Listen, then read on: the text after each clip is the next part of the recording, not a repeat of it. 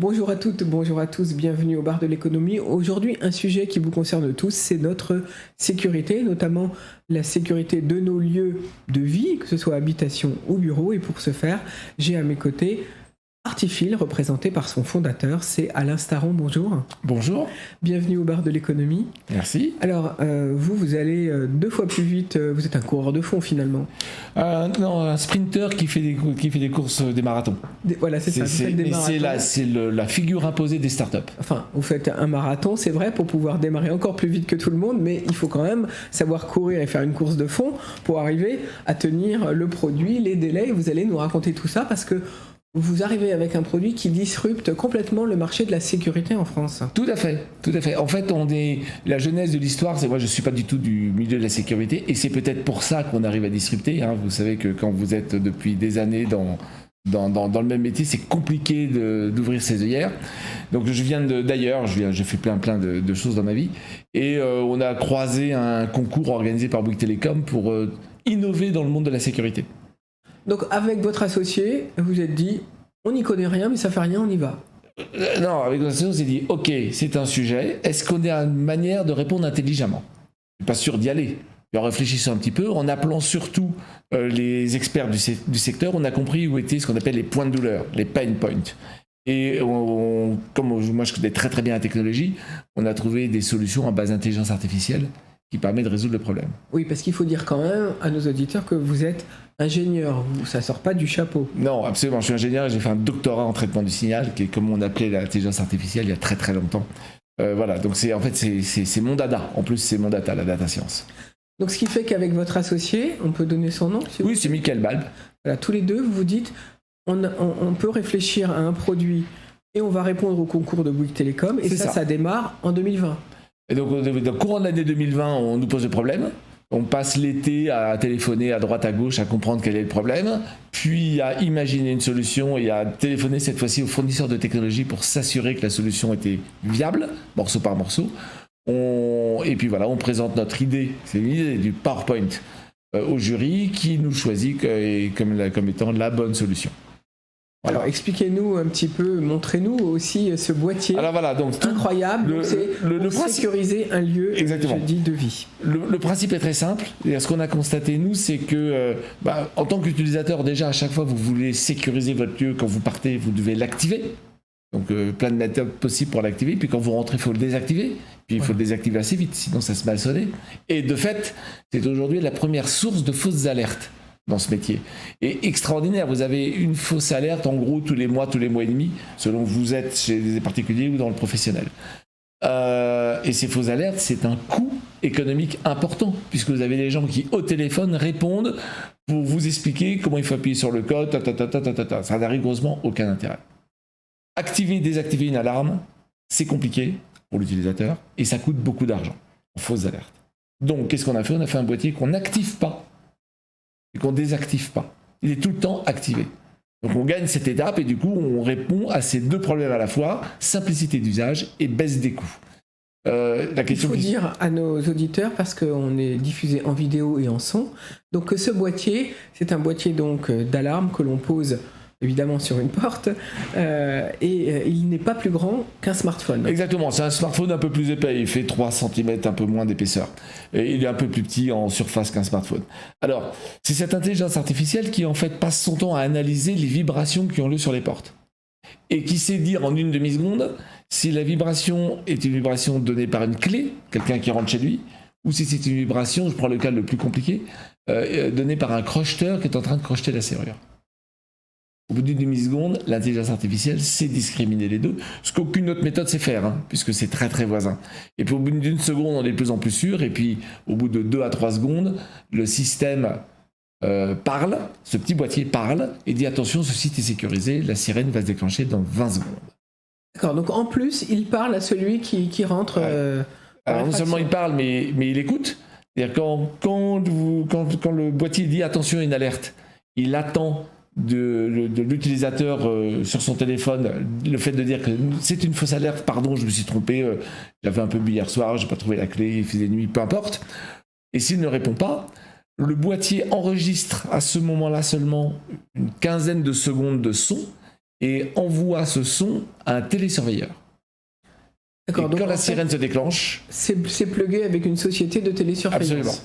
Et quand le sirène se déclenche, le télésurveilleur est déjà averti.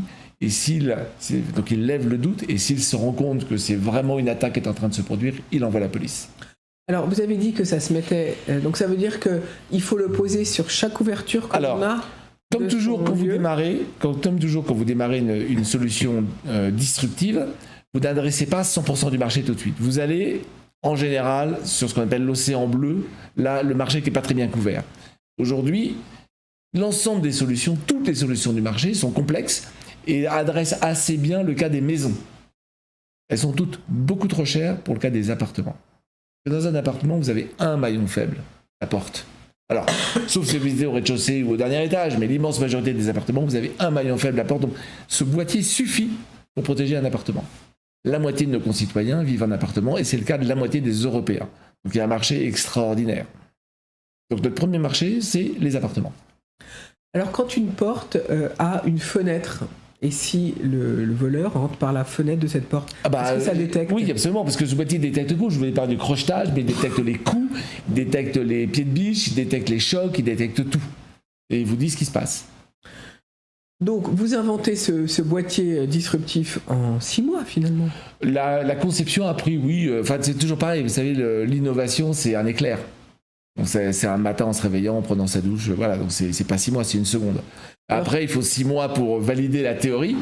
Et après, il faut 1 an. Donc on crée la société. Et après, il faut 1 an pour faire le prototype. C'est de l'intelligence artificielle. Il faut donc beaucoup de données.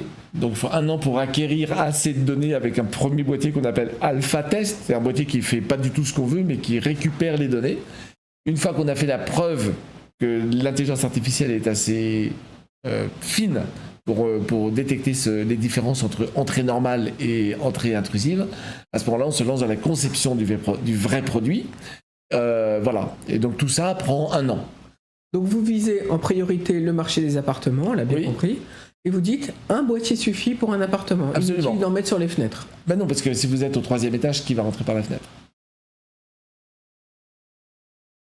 Alors, avec ce boîtier, vous répondez à d'autres concours et vous êtes sélectionné pour aller au CES. Au CES, absolument. De Las Vegas. Voilà. Donc ça, c'est en 2022. La Startup Nation. En janvier. En fait, on a pas mal de... C'est assez bien organisé, en fait. Donc, du coup, il y a Business France et chacune des régions qui font la chasse aux startups intéressantes pour aller au CES à Las Vegas. Et donc, en janvier, on a été choisi par la région Île-de-France. Et donc, nous avons explosé à Las Vegas en janvier 2022 à ce qu'on appelle l'Eureka Park, là où se retrouvent toutes les startups.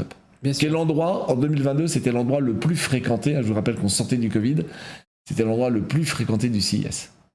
À ce qui paraît, effectivement, les Français ont eu beaucoup de succès. Alors, oui, mais pas que. Enfin, les startups sont très très bien connues et on les visite beaucoup au CES, qui est c'est très important pour une startup en termes d'écosystème. C'est là qu'on rencontre des clients, des prospects, des investisseurs, des partenaires. Enfin, voilà. Voilà, pour ceux qui ont oublié, le CES, on dit en français de Las Vegas, comme son nom l'indique, se situe à Las Vegas aux États-Unis et ça se déroule en général au mois de janvier. Absolument.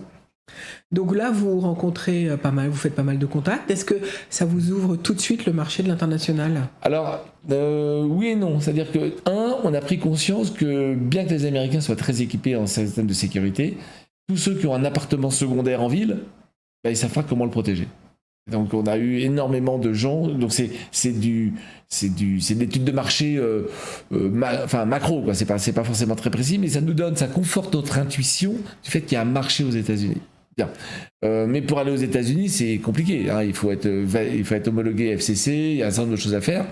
Donc voilà, le produit n'était pas encore prêt en janvier 2022, donc on ne pouvait pas se lancer. Mais ça nous a donné une très bonne idée du marché américain et surtout, le monde entier va au CES, y compris les Français. Et donc, on a rencontré pas mal de nos prospects clients français au CES à Las Vegas. Oui, je rappelle que pour faire partie donc, de ces exposants français, il faut faire partie de la French Tech et être sélectionné. Exactement. Donc c'est déjà toute une étape, ça aussi. Exactement. Et en fait, c'est pour ça que les gens vont au CES, tout le monde, enfin les prospects, les gens qui cherchent, les industriels qui cherchent des startups, parce qu'il y a un premier gage de filtre. C'est pas n'importe quelle startup qui y va, il faut déjà avoir été sélectionné. Alors, vous avez eu un premier financeur. Qui est Bouygues Télécom, qui nous a financé la partie R&D. Voilà. Bouygues Télécom, depuis, s'est désengagé. Absolument. Est-ce que ça vous a permis de trouver d'autres investisseurs, d'aller au CE de Las Vegas ? Oui et non. À l'époque, Bouygues Télécom n'était pas encore désengagé, donc ça n'a pas été forcément notre premier sujet. Mais oui, il y a forcément aux États-Unis beaucoup d'investisseurs à l'affût d'aventures, de recherche, de start-up susceptibles de réussir. Alors, comment faites-vous pour fabriquer ce boîtier ? Où est-il fabriqué ? Alors, il faut quand même pas mal de matériaux. Oui, donc en fait, il faut des composants. Des cartes, des puces. Il faut des composants. Dans un marché, vous le savez, où les composants sont devenus rares et très chers. Donc, on a pas mal surfé, on s'est beaucoup pris la tête, arraché les cheveux pour trouver les bons composants. On a été obligé de changer de composants en cours de route. Donc ça nous a plombé de 4 à 5 mois, ce qui, à l'échelle d'une start-up, est énorme. Et c'était pas n'importe quel composant, c'est le composant de communication, donc sans lui on fait rien. Donc voilà. Et finalement on est donc arrivé à une première solution stabilisée qu'on a fait industrialiser au Creusot en France. Tout simplement. Voilà, avec un boîtier plastique qui est moulé à Saint-Étienne. Donc tout se fait fabriquer en France, même si on importe certains composants. Oui, il n'y a pas d'usine de composants en France, et très peu en Europe. Donc voilà. Malheureusement, vous êtes obligé d'aller acheter des composants à Taïwan, ce qui est un vrai sujet. C'est vous qui le faites ou bien c'est ceux qui fabriquent qui s'occupent, vous ne vous en occupez pas du tout d'acheter les composants? Qui s'en occupe? On a embauché quelqu'un dans l'équipe dont le job est de choisir les meilleurs composants, meilleur prix et avec la meilleure disponibilité. C'est un vrai métier, hein. Donc c'est vous qui gérez toutes les petites pièces qui fabriquent pour l'usine qui vous assemble. On gère les composants dits critiques, sans lesquels ça ne pourrait pas marcher. Et c'est notre usine qui gère ce qu'on appelle la tripaille, qui sont les petits composants résistance, condensateurs, etc. Combien il faut de budget combien faut-il prévoir pour pouvoir commencer à industrialiser ce système? On est en millions d'euros. Je ne donnerai pas de chiffre plus précis, mais c'est plusieurs millions d'euros. Plusieurs millions d'euros pour produire combien d'équipements? En gros, avec plusieurs millions d'euros, vous arrivez à l'équilibre économique avec quelques dizaines de milliers de boîtiers fabriqués. Donc l'investissement du départ est extrêmement coûteux, c'est ça que vous voulez dire? Absolument. Du coup, ça explique votre recherche d'investisseurs. Tout à fait. Et le fait qu'on ait démarré parce qu'on avait un investisseur, sinon on partait. Bien sûr. Alors, avec ce boîtier, quand même, on va finir de le décrire un petit peu. Fini les claviers, plus d'écran de contrôle, rien du tout. Absolument. Donc, pas de fil. Non. Pas de branchement électrique. Non. Pas de connexion à votre Wi-Fi. Donc, il y a une pile quand même dedans. Il y a 2 piles dedans. Qui durent 2 ans. Des piles au lithium. Des piles au lithium, on ne sait pas faire autrement. Bien sûr. Qui durent 2 ans. Et tout notre objectif a été d'organiser le fonctionnement de ce boîtier pour qu'il consomme très peu d'énergie. Chaque électron compte. Et quelque part, pour tenir 2 ans, il faut être très très prudent sur comment on utilise cette énergie. Et il ne se connecte pas au Wi-Fi, donc vous n'avez pas besoin de l'appairer. Il se connecte directement en téléphonie cellulaire. On utilise les standards récents qui sont LTE-M et NB-IoT, ce qui fait que ça marche dans le monde entier. Aujourd'hui, ce boîtier, il est testé en Irlande, en Angleterre, aux Pays-Bas, en Allemagne, au Portugal et au Canada, en plus de la France. Et donc, quand vous débarquez dans un pays, vous sortez le boîtier de son emballage, vous mettez les piles, vous appuyez sur le bouton, quel que soit l'endroit où il est, il dit « coucou, je suis là » et ça arrive sur nos serveurs. Voilà, et donc il faut quand même télécharger une appli sur son téléphone. Alors, pour s'en servir, effectivement, on scanne le QR code et cette application, elle va servir à quoi? Elle va servir à vous donner tous les soirs les informations sur les ouvertures de votre porte. Donc vous savez si les enfants sont rentrés à l'heure, vous savez si le voisin est bienvenu arroser les plantes pendant le week-end où vous n'étiez pas là, etc., etc. En plus du fait que, évidemment, s'il y a une tentative d'intrusion, vous êtes alerté sur votre téléphone, par SMS, par notification, en temps réel. Par contre, vous avez dit que si on achète ce boîtier, il faut obligatoirement prendre un abonnement à une société de surveillance. Alors, c'est pas nous qui vendons ce boîtier. Ce boîtier, il est vendu par des installateurs, des distributeurs, des gens dont c'est le métier, et chacun, il va de sa logique et de son packaging. Qu'est-ce qu'il offre dans son offre commerciale? Nous, on dit, comme on réduit beaucoup le taux de fausses alarmes, ce serait ballot de se passer de la télésurveillance parce que du coup, elle devient très bon marché, vu qu'il n'y a pas tous les coûts de fausses alertes. D'accord ? Mais ce boîtier marche aussi en autosurveillance, et donc ça dépendra des distributeurs et des installateurs auxquels vous ferez appel pour savoir si vous l'achetez avec télésurveillance ou sans télésurveillance. Parce qu'on peut l'acheter sans télésurveillance. Ça va dépendre des installateurs ou des distributeurs qui le vendront. Ça va dépendre. Est-ce que ça veut dire que vous n'avez pas encore défini, vous n'êtes pas encore sûr de qui va pouvoir le vendre ? Alors aujourd'hui, c'est en test chez beaucoup de distributeurs. On peut citer, tous ne veulent pas être cités, mais on peut citer Orange, qui est en train de le tester. Donc Orange, il sera télésurveillé par la filiale d'Orange qui télésurveille. Dans le grand public, je ne peux pas forcément citer les autres. Mais alors la bonne nouvelle, c'est toujours pareil, quand vous faites une start-up, vous êtes assez agile, vous regardez un peu partout, et on s'est rendu compte que dans le marché professionnel, il y avait énormément d'usages. Hein. Pourquoi ? Parce que comme on a moins de fausses alertes, on dévermine les fausses alertes créées par les livreurs quand ils livrent dans les magasins, les gens du courrier quand ils viennent poser le courrier, parce que ces gens-là ne respectent pas forcément les procédures pour rentrer dans un magasin ou pour rentrer dans une agence bancaire. Et de fil en aiguille, on se rend compte que si quelqu'un casse une vitrine d'une agence bancaire sans pénétrer dans l'agence bancaire, le système ne le détecte pas, le système actuel. Donc ce boîtier détecte les vitrines cassées. Et de fil en aiguille, on se rend compte que si on le met sur un distributeur automatique de billets, il détecte les attaques à la black box, donc à la perceuse sur le plastique, qu'aucun autre système ne détecte. Ou alors il faut mettre 10 fois plus cher. Et donc du coup, on a fait des tests et dans nos streams, dans notre flux de vente, on a maintenant la Bread et la caisse d'épargne.